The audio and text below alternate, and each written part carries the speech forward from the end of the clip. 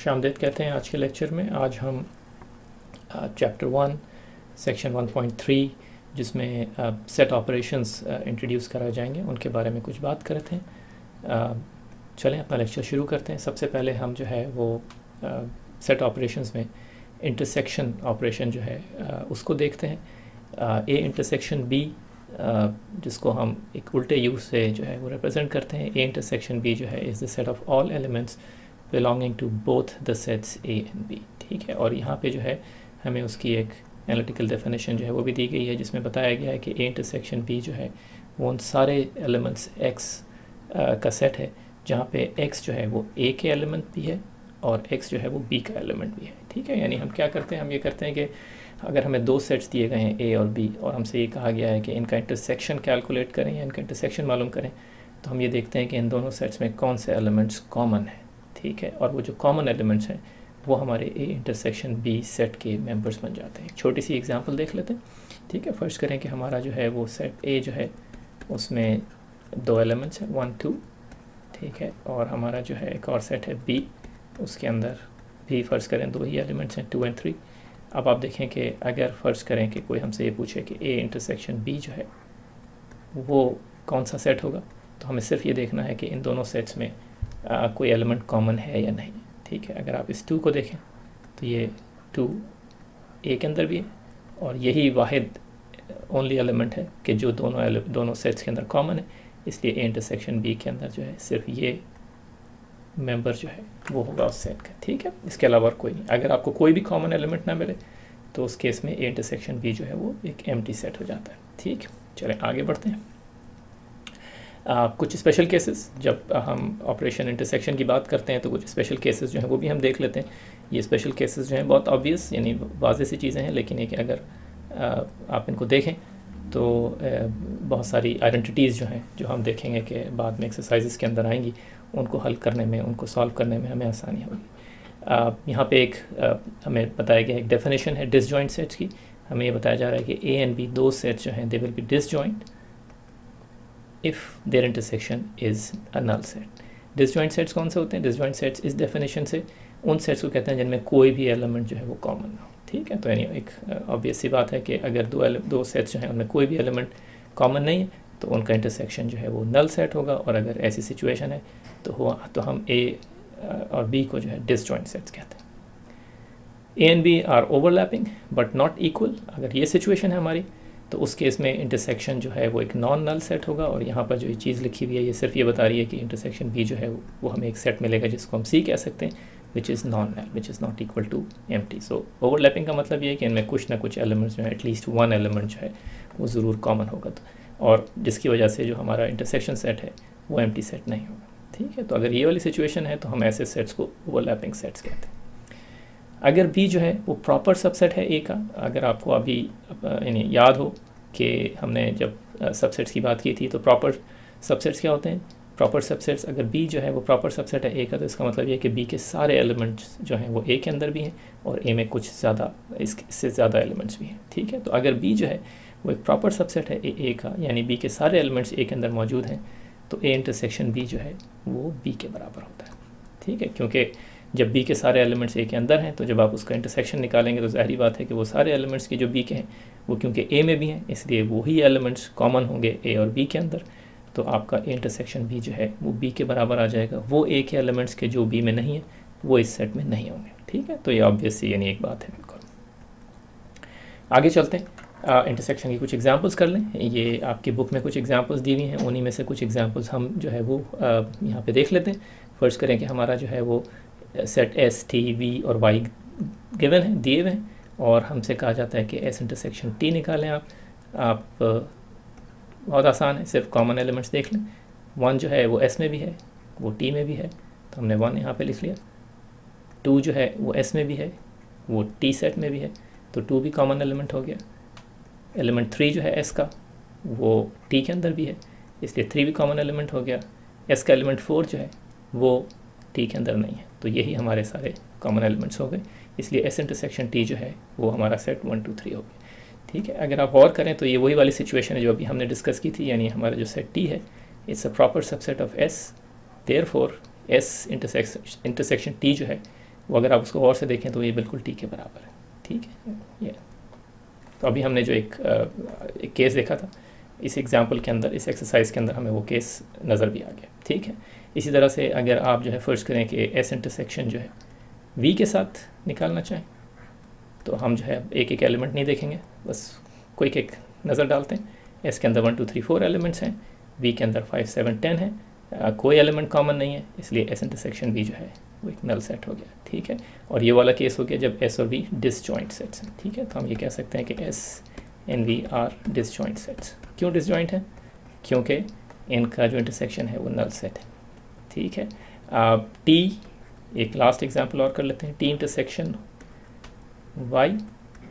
इसमें अगर हम देखें तो टी में 1 2 3 एलिमेंट्स हैं और वाई के अंदर 1 4 8, एक एलिमेंट 1 जो है वो हमें नज़र आ रहा है कॉमन, इसलिए हमारा एस इंटरसेक्शन वाई जो है वो सेट हो गया जिसमें सिर्फ एक एलिमेंट 1 है। और ये वो एग्जांपल है कि जब हमारा टी इंटरसेक्शन वाई जो है वो नॉन नल है, इसलिए हम इनको ओवरलैपिंग सेट्स कह सकते हैं, ठीक है।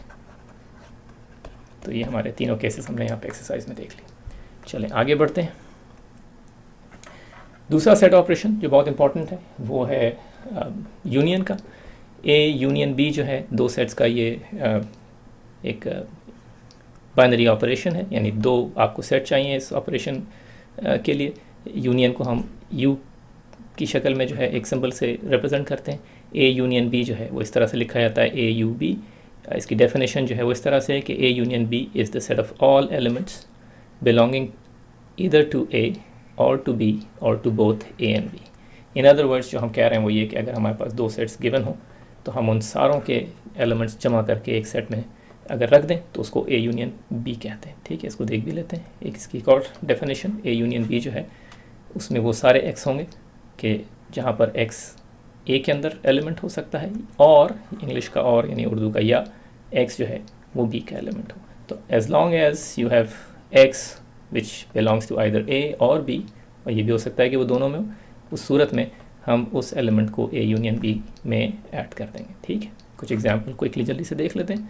मसलन हमारे पास जो है वो सेट ए है जिसमें एलिमेंट हैं 1 2, बी हमारा एक और सेट है जिसमें एलिमेंट्स हैं 2 और 3, ठीक है। ए यूनियन बी में वो सारे एलिमेंट्स होंगे कि जो ए और बी के अंदर मौजूद है। कौन कौन से हो गए? वो 1 हो गया जो ए में है बी में नहीं, 2 हो गया जो दोनों में है, और 3 हो गया जो बी में है और ए में नहीं है। तो ए यूनियन बी सारे एलिमेंट्स के जो इन दोनों सेट्स के अंदर मौजूद हैं वो सारे के सारे ए यूनियन बी के अंदर आ गए। सेट्स में आपको पता है कि डेफिनेशन हमारी है कि हम एलिमेंट्स रिपीट नहीं करते, इसलिए जैसे 2 है वो जो दोनों में कॉमन है लेकिन हम लिखेंगे उसको एक ही दफ़ा, ठीक है। आगे चलते हैं। सम आइडेंटिटीज, सम प्रॉपर्टीज़ जो जब हम यूनियन ऑपरेशन देखते हैं तो उसमें हमें नज़र आती हैं। यहाँ पर पहली आइडेंटिटी जो है वो ये है कि हमें ये बताया जा रहा है कि ए जो है वो will be a subset of A union B, और ये ऐसी एक आइडेंटिटी हम ये भी लिख सकते हैं कि बी जो है that will be a subset of A union B. क्या कह रहे हैं यहाँ पर? यहाँ पे सिर्फ ये कह रहे हैं कि जब आप ए यूनियन बी कैलकुलेट करते हैं तो एक लार्जर सेट होता है, उसमें वो सारे एलिमेंट्स हैं कि जो ए के अंदर मौजूद हैं, इसमें वो सारे एलिमेंट्स भी हैं जो बी के अंदर मौजूद हैं। इन अदर वर्ड्स आप ये कह रहे हैं कि ए यूनियन बी जो है एक सुपर सेट होता है आइदर ए और बी का। इन अदर वर्ड्स ए जो है वो सबसेट होगा ए यूनियन बी का, और बी भी एक सबसेट होगा ए यूनियन बी का, क्योंकि आपने सारे एलिमेंट्स उसके शामिल कर दिए ए यूनियन बी में, और हो सकता है कि ए यूनियन बी में थोड़े से एलिमेंट्स ज़्यादा भी हों जो दूसरे सेट से आए, ठीक है। तो ये एक ऑब्वियस सा जिसे कहते हैं कि उसका रिज़ल्ट है जिस तरह से हमने यूनियन को डिफ़ाइन किया। दूसरी आइडेंटिटी हमसे ये कह रही है कि ए अगर सबसेट है बी का तो इसका मतलब ये होगा, यानी जो हमारा डबल एरो है इसका मतलब है कि it implies, it means that A union B will be equal to B, ठीक है। इन अदर वर्ड्स हम क्या कह रहे हैं कि अगर ए जो है वो सबसेट है बी का, ठीक है, तो अगर आप चाहें तो इनको इस तरह से ब्रैकेट्स में लिख लें ताकि ये क्लियर हो जाए कि हम क्या कह रहे हैं। जो हमारे उल्टे हाथ पे जो क्लॉज है इस इम्प्लीकेशन के, वो ये कह रहा है कि अगर ए जो है वो सबसेट है बी का तो फिर ये वाली सिचुएशन जो है वो ट्रू होगी, और ये सिचुएशन क्या है कि ए यूनियन बी जो है वो बी के बराबर होगा। कहना क्या चाह रहे हैं हम? यहाँ कहना ही चाह रहे हैं, चलो एक एग्जांपल से देख लेते हैं ताकि ये चीज़ आसान हो जाए। एक ऐसा सेट कंस्ट्रक्ट करते हैं कि जो सबसेट हो बी का, तो हमारे फर्स्ट करें कि हमारा सेट है 1 2, ठीक है। बी जो है वो 1 2 3 ले लेते हैं, यानी एक थोड़ा सा एक एलिमेंट ज़्यादा है उसके अंदर, लार्जर सेट है, सुपर सेट है एक, तो ए जो है वो प्रॉपर सबसेट हो गया, एक स्पेशल केस है इस आइडेंटिटी का। अब हम ए यूनियन बी कैलकुलेट करते हैं। ए यूनियन बी जो है वो देखिए क्या होगा, ए यूनियन बी के अंदर वो सारे एलिमेंट्स हैं जो इन दोनों सेट्स के अंदर मौजूद हैं, और अगर आप और से देखें तो ये सेट बी के बराबर है। ठीक है, तो अगर बी एक ऐसा सेट है कि जिसमें वो सारे एलिमेंट्स मौजूद हैं जो ए के अंदर भी हैं, और फिर आप उसका ए से यूनियन कैलकुलेट करें, तो आपको कोई नया एलिमेंट ए यूनियन बी में नहीं मिलेगा, क्योंकि बी में ऑलरेडी वो सारे एलिमेंट्स हैं, इसलिए ए यूनियन बी जो है वो बी के बराबर है। ठीक, ये इसका मतलब हो गया। आगे चलते हैं, एक और आइडेंटिटी, इसको अगर चाहें तो हम इस तरह से लिख लेते हैं कि ये पूरा जो है हमारा स्टेटमेंट इस तरफ, उसकी इम्प्लीकेशन ये है, और ये डबल इम्प्लीकेशन है, यानी अगर आपके पास, आप सीधे हाथ से उल्टे हाथ की तरफ जा सकते हैं कि अगर ए जो है वो बी के बराबर है तो ये वाली चीज़ ट्रू होगी। इन अदर वर्ड्स, जो इसका जो इम्प्लीकेशन का जो दूसरा डायरेक्शन है वो आप हमसे ये कह रहा है कि अगर ये वाली चीज़ जो इस तरफ उल्टे हाथ पे लिखी है ये सही है, तो ए और बी दोनों बराबर होने चाहिए। तो ये हमने एक ओवरऑल आपको स्ट्रक्चर मत बता दिया कि इम्प्लीकेशन का क्या है। अब देखते हैं कि ये क्या क्या है। इसमें कहा गया है कि ए यूनियन बी अगर बराबर है, चाहे तो हम छोटे ब्रैकेट्स भी लगा सकते हैं, मसलन ये कि ए यूनियन बी जो है, if it is equal to A intersection B. In other words हम ये कह रहे हैं कि अगर हमें कोई ऐसी सिचुएशन मिले जहाँ पे दो सेट्स का अगर हम यूनियन और इंटरसेक्शन कैलकुलेट करें और वो दोनों सेम हों, और जब वो सेम होंगे तो वो या तो ए के बराबर होंगे, सॉरी ये क्या चीज़ बीच में आ गई, या वो बी के बराबर होंगे। इसका मतलब है कि A is equal to B. In other words, ये जो आइडेंटिटी है उसका मतलब ये है कि अगर आप दो सेट्स लें और उनका यूनियन और उनका इंटरसेक्शन सेम हो, तो इसका मतलब ये होगा कि ए और बी दोनों इक्वल सेट्स हैं। ठीक है, एक छोटी सी एग्जांपल आप करके देख लें कि ऐसा होता है या नहीं होता, और आप अपने आप को कन्विंस कर सकते हैं कि ऐसा होगा। अगर ए और बी बराबर हैं, यानी अगर हम सीधे हाथ से उल्टे हाथ की तरफ जाएं, अगर ए और बी दोनों बराबर सेट हैं, इक्वल हैं, और हम देख चुके हैं इक्वल की डेफिनेशन क्या है, तो अगर हम उनका यूनियन कैलकुलेट करेंगे तो हमें ए और बी ही मिलेंगे, और अगर हम इंटरसेक्शन कैलकुलेट करेंगे तब भी हमें वही सेट ए या बी मिलेगा, क्योंकि दोनों इक्वल हैं। ठीक है, तो यानी अगर आप सीधे हाथ से उल्टे हाथ की तरफ जाएँ तो अपने आप को यानी कन्विंस करना ज़्यादा आसान है, लेकिन अगर आप चाहें तो यहाँ से एग्जाम्पल्स कंस्ट्रक्ट करके और देखें कि ये केस है या नहीं। ठीक, एग्जाम्पल्स लेक्चर ख़त्म करने से पहले क्विक, मेरे ख्याल में बहुत ज़्यादा एग्जाम्पल्स करने की ज़रूरत नहीं है, हम जो है टी यूनियन वाई कैलकुलेट कर लेते हैं, और हमें पता है कि इसमें हमें क्या करना है, हमें सारे जो एलिमेंट्स हैं वो ऐड कर देने। तो हमने 1 2 3 टी से ले लिए, 1 हम दोबारा नहीं लिखेंगे क्योंकि हम ऑलरेडी ऐड कर चुके हैं सेट के अंदर, 4 8 हमने वाई से ले लिए, तो ये हमारा आ गया टी यूनियन वाई। ठीक है, इससे पहले कि हम अपना लेक्चर जो है वो ख़त्म करें, हम एक छोटी सी डेफिनेशन और देख लेते हैं।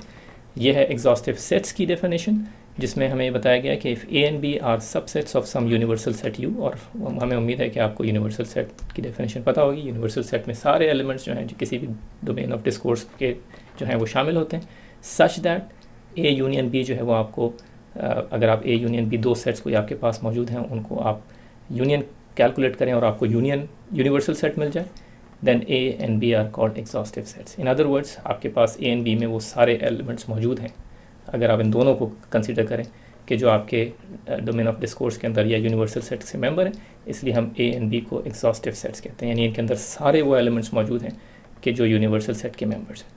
एक और छोटी सी definition, A and B are called cells if they also have the following condition. वो कंडीशन क्या है कि अगर A is a non null set, B is a non null set या non empty set, and A intersection B is a null set. क्या ये हमसे ये डेफिनेशन क्या कह रही है? ये डेफिनेशन हमसे ये कह रही है कि अगर दो sets A and B exhaustive हैं, एग्जॉस्टिव का मतलब ये कि अगर हम उनका यूनियन कैलकुलेट करें तो हमें यूनिवर्सल सेट मिले, दोनों नॉन नल हैं, यानी उनमें कुछ ना कुछ एलिमेंट्स मौजूद हैं, लेकिन उनमें कोई कॉमन एलिमेंट नहीं। और ये जो कॉमन एलिमेंट वाली बात कहाँ से आई? ये यहाँ से आई, A intersection B is equal to null set, यानी अगर हम उसका इंटरसेक्शन कैलकुलेट करें तो हमें नल सेट मिले। इन अदर वर्ड्स, उनमें कोई कॉमन एलिमेंट मौजूद नहीं। तो अगर दो एग्जॉस्टिव सेट्स ऐसे हैं कि जिनमें कोई कॉमन एलिमेंट नहीं है तो वो सेल्स कहलाते हैं। ठीक है, और यहाँ पे हो गई हमारी डेफिनेशंस ख़त्म। एग्जाम्पल्स हम यूनियन की कर चुके हैं।